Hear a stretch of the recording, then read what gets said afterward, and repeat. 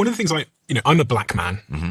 I moved from Botswana when I was a baby and came to the UK, and thank God there was sort of social systems in place, because I don't think that I would have had the outcomes I'd had. One of the things I did know, though, when I was 18, dropped out of university and started to get into the world of business, is I was aware, because when you look at like funding data for entrepreneurs that are black, or especially women, it's clear that there's like a systemic disadvantage of some sort.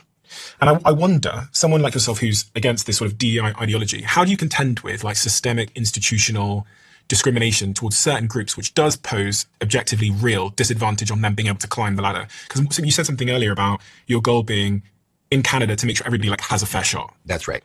How does one counteract the systemic issues around race or gender or whatever it might be that stop that being possible?